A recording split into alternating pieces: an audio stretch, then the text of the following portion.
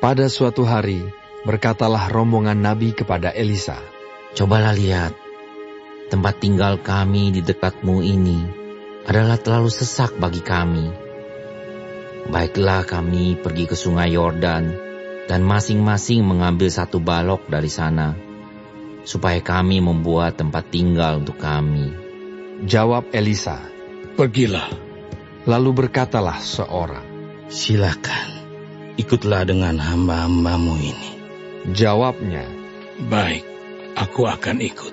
Maka ikutlah ia dengan mereka. Setelah mereka sampai di sungai Yordan, mereka pun menebang pohon-pohon. Dan terjadilah, ketika seorang sedang menumbangkan sebatang pohon, jatuhlah mata kapaknya ke dalam air. Lalu berteriak-teriaklah ia, "Wahai Tuanku, itu barang pinjaman." Tetapi berkatalah abdi Allah, "Kemana jatuhnya?" Lalu orang itu menunjukkan tempat itu kepadanya.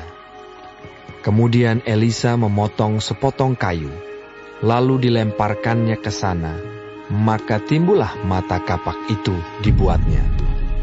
Lalu katanya, "Ambillah." Orang itu mengulurkan tangannya dan mengambilnya.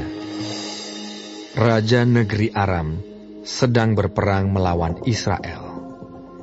Ia berunding dengan pegawai-pegawainya, lalu katanya, "Ke tempat ini dan itu, haruslah kamu turun menghadang." Tetapi abdi Allah menyuruh orang kepada Raja Israel mengatakan, "Awas, jangan lewat dari tempat itu, sebab orang Aram sudah turun menghadang ke sana." Sebab itu Raja Israel menyuruh orang-orang ke tempat yang disebutkan abdi Allah kepadanya. Demikianlah Elisa memperingatkan kepadanya, supaya berawas-awas di sana, bukan sekali dua kali saja. Lalu mengamuklah hati Raja Aram tentang hal itu, maka dipanggilnyalah pegawai-pegawainya, katanya kepada mereka, "Tidakkah dapat kamu memberitahukan kepadaku, siapa dari kita memihak kepada Raja Israel?" Tetapi berkatalah salah seorang pegawainya, "Tidak, Tuanku Raja, melainkan Elisa, nabi yang di Israel. Dialah yang memberitahukan kepada Raja Israel tentang perkataan yang diucapkan oleh Tuanku di kamar tidurmu."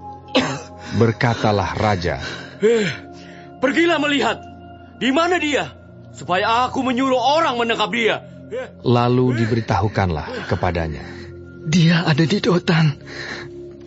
Maka dikirimnyalah ke sana kuda serta kereta dan tentara yang besar. Sampailah mereka pada waktu malam, lalu mengepung kota itu. Ketika pelayan abdi Allah bangun pagi-pagi dan pergi keluar, maka tampaklah suatu tentara dengan kuda dan kereta ada di sekeliling kota itu. Lalu berkatalah bujangnya itu kepadanya, "Celaka Tuanku, apakah yang akan kita berbuat?" Jawabnya, "Jangan takut, sebab lebih banyak yang menyertai kita daripada yang menyertai mereka." Lalu berdoalah Elisa, "Ya Tuhan, bukalah kiranya matanya, supaya ia melihat." Maka Tuhan membuka mata bujang itu sehingga ia melihat. Tampaklah gunung itu penuh dengan kuda dan kereta berapi sekeliling Elisa. Ketika orang-orang Aram itu turun mendatangi dia, berdoalah Elisa kepada Tuhan, "Butakanlah kiranya mata orang-orang ini." Maka dibutakannyalah mata mereka sesuai dengan doa Elisa. Kemudian berkatalah Elisa kepada mereka, "Bukan ini jalannya, dan bukan ini kotanya. Ikutlah aku, maka aku akan mengantarkan kamu kepada orang yang kamu cari." Lalu diantarkannya mereka ke Samaria. Segera sesudah mereka sampai ke Samaria, berkatalah Elisa, "Ya Tuhan, bukalah mata orang-orang ini, supaya mereka melihat." Lalu Tuhan membuka mata mereka, sehingga mereka melihat dan heran. Mereka ada di tengah-tengah Samaria. Lalu bertanyalah Raja Israel kepada Elisa, tatkala melihat mereka, Kubunuhkah mereka, Bapak? Tetapi jawabnya, Jangan. Biasakah kau bunuh yang kau tawan dengan pedangmu dan dengan panahmu? Tetapi hidangkanlah makanan dan minuman di depan mereka, supaya mereka makan dan minum, lalu pulang kepada Tuhan mereka. disediakannyalah bagi mereka jamuan yang besar, maka makan dan minumlah mereka.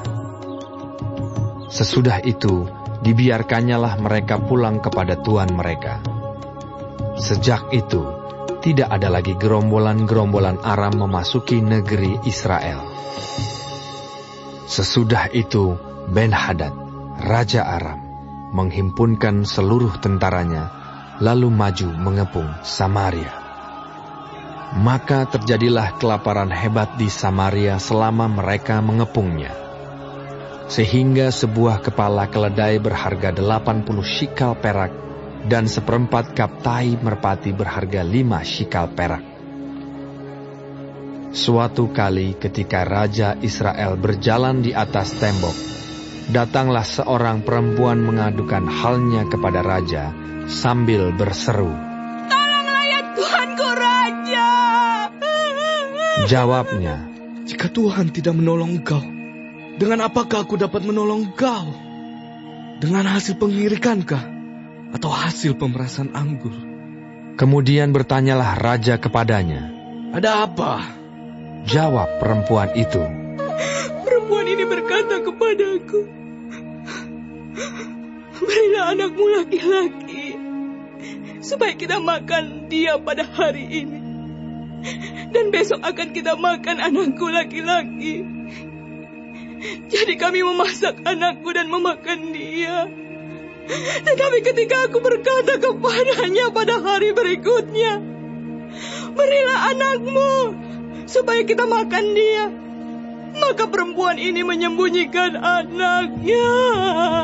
tatkala Raja mendengar perkataan perempuan itu, dikoyakkannyalah pakaiannya, dan sedang ia berjalan di atas tembok, kelihatanlah kepada orang banyak bahwa ia memakai kain kabung pada kulit tubuhnya. Lalu berkatalah Raja, Beginilah kiranya Allah menghukum aku.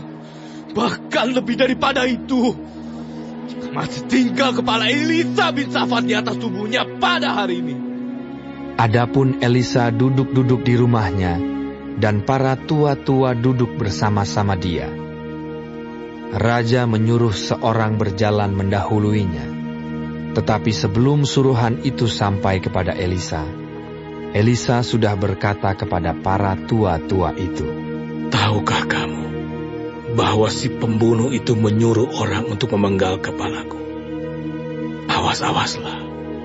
Apabila suruhan itu datang, segeralah tutup pintu dan tahanlah dia, supaya orang itu jangan masuk. Bukankah sudah kedengaran bunyi langkah tuannya di belakangnya?